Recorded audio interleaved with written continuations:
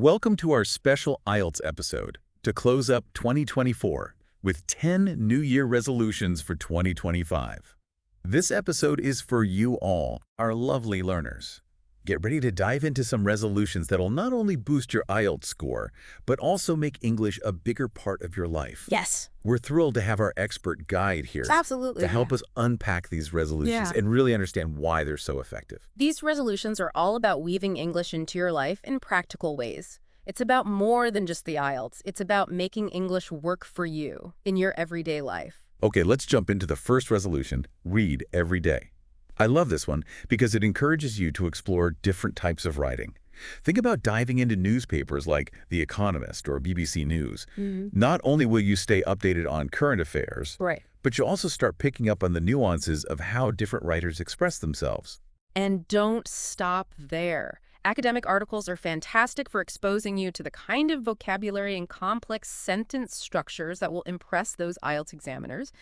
But let's not forget about the fun stuff. What's a novel you've been wanting to read? Make that part of your daily reading routine, too. For example, imagine curling up with The Great Gatsby Oh, yeah. and suddenly realizing you're not just enjoying a classic story, you're also absorbing vocabulary and grammar naturally. That's the beauty of this resolution. It blends learning with pleasure. Absolutely. Now, think about your reading goals. What's one article or book you can commit to reading this week? Write it down, tell a friend, or just make a mental note. The key is to make it happen. Remember, consistent reading builds vocabulary, comprehension, and even critical thinking, all essential for a high IELTS score and for navigating the real world in English. Let's move on to resolution number 2, write weekly reflections. What's fascinating here is that you get to experiment with different writing styles. You could try a formal academic essay one week, then switch to a casual letter to a friend the next. Exactly. That variety will help you develop flexibility in your writing, which is crucial for the IELTS. Think about it. You might have to write a formal letter for the general training test or craft a persuasive essay for the academic test. By practicing different styles, you'll be ready for anything. As you write, think about those IELTS scoring criteria. Are your ideas well organized and easy to follow? Are you using a range of vocabulary and grammatical structures? Yeah. This is your chance to really hone your writing skills. And don't forget, strong writing skills are valuable far beyond the IELTS. Whether you're crafting a professional email or simply sharing your thoughts online, the ability to express yourself clearly and effectively in writing is a huge asset. So if you were to sit down and write about your week right now, what would you say? What details would you include? What tone would you use? Let that question simmer as we move on to our next resolution, which is all about speaking to learn. This resolution encourages you to have at least 3 real-life conversations in English each week. Now, I know that might sound a bit daunting, but trust me, the more you do it, the easier it becomes. It's all about building confidence and fluency by putting yourself out there. Instead of shying away from conversations, actively seek them out. Where might you find these opportunities? Well, you could join a local speaking club. There's often a great sense of camaraderie in those groups, and everyone's there to practice and support each other.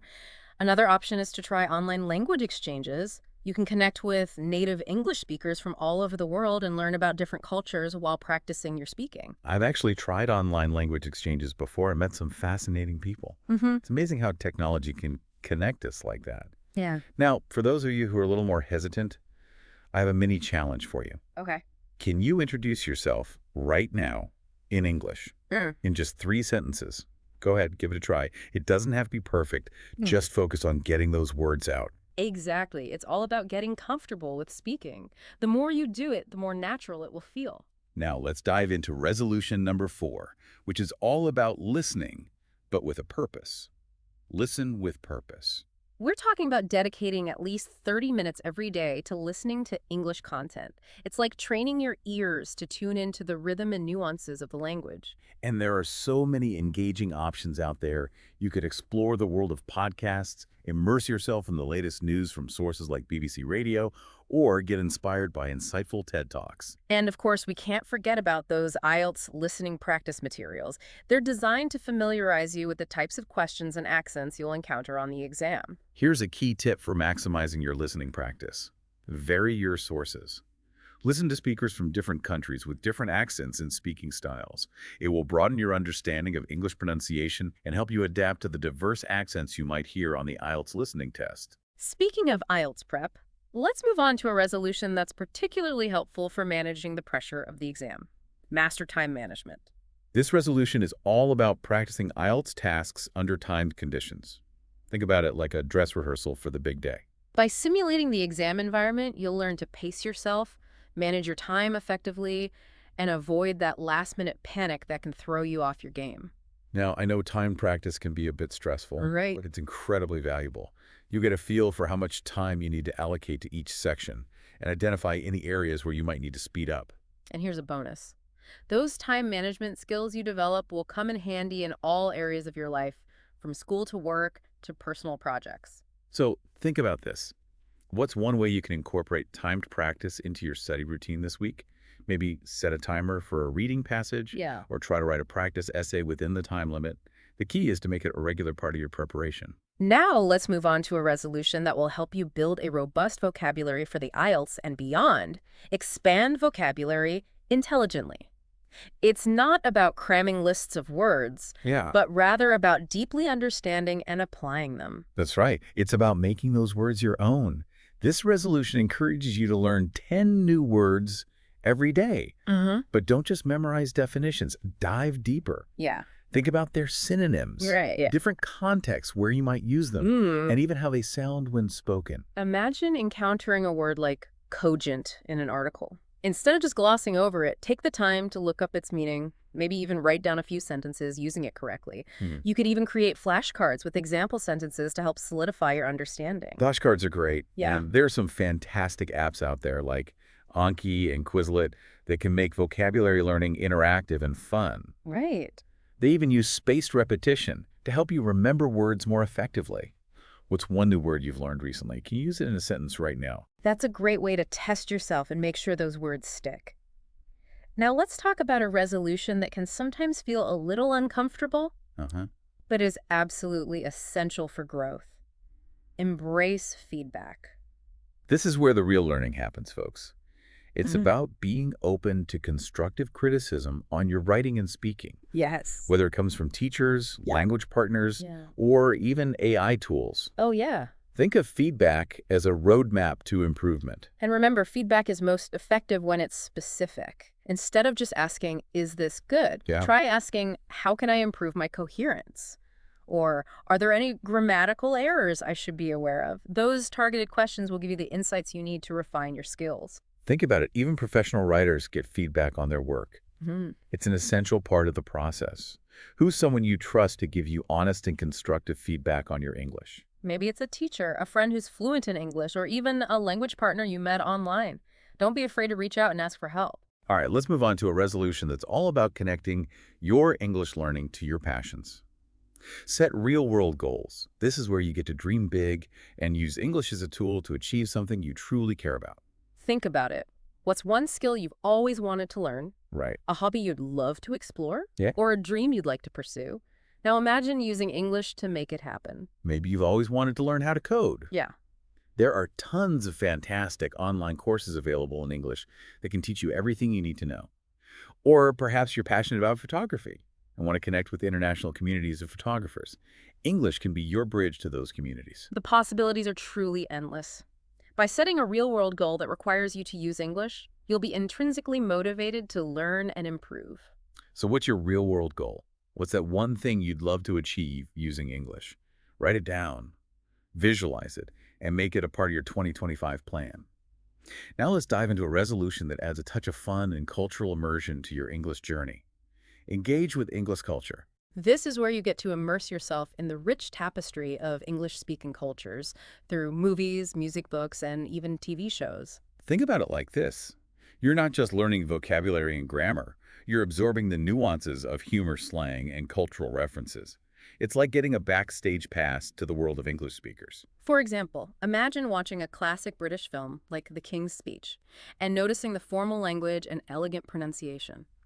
Or perhaps you're more into American sitcoms like Friends, known for its witty dialogue and everyday expressions. And don't underestimate the power of music.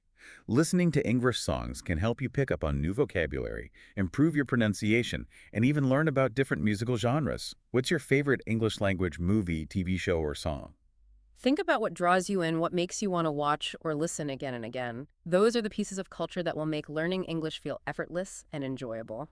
And finally, let's talk about a resolution that helps you stay on track and make continuous progress. Reflect and adjust. This resolution is all about acknowledging that language learning is a journey, not a destination. It's about regularly checking in with yourself, celebrating your wins, and tweaking your approach as needed. Think about it like this. You wouldn't set off on a road trip without checking the map occasionally, would you? The same goes for language learning. You need to periodically assess your progress and make sure you're heading in the right direction. One way to do this is by taking regular mock IELTS tests. They're like signposts along your journey showing you how far you've come and highlighting any areas that might need more attention. And remember, it's not just about test scores. It's also about reflecting on how you're using English in your everyday life. Are you more confident speaking with native speakers? Are you reading English books and articles with greater ease? Those real-world applications are just as important as your performance on a test. So take a moment to think about your English journey. What's one thing you've done recently that made you feel proud of your progress? What's one area where you'd like to see more improvement? It's all about being mindful of your learning process and making those necessary adjustments along the way. Right. And that brings us to the end of our 10 New Year's resolutions designed to help you not only achieve that impressive Band 9 on the IELTS, Yeah. but also make English a vibrant part of your life in 2025. We've covered a lot of ground today, from reading and writing strategies to speaking tips and cultural immersion. And we've talked about the importance of setting realistic goals, embracing feedback, and really understanding how those individual resolutions can work together. Think of it like this. Each resolution is like a tool in your language learning toolbox. Oh, I like that. Yeah. And the more tools you have and the more skillfully you use them, Right. the better equipped you'll be to tackle any English challenge that comes your way. As we wrap up, I want to emphasize that you're not alone on this journey. There's a whole community of English learners out there, each with their own unique goals and challenges. That's the beauty of it. We can all learn from each other, Absolutely. share our experiences, and support one another along the way. Remember those questions we asked throughout the episode? What book are you eager to read? What real-world goal are you excited to pursue using English? Yeah. Who can you reach out to for feedback? Hold on to those thoughts, jot them down, Yeah. share them with a friend, or even post them in the comments section below. Yeah, we'd love to hear what you're thinking. Absolutely. And as you step into the new year, remember that every small step you take towards improving your English is a victory worth celebrating. So let's raise a toast to 2025, a year of growth, connection, and achievement in English. We're cheering you on every step of the way. Now, we'd love to hear from you.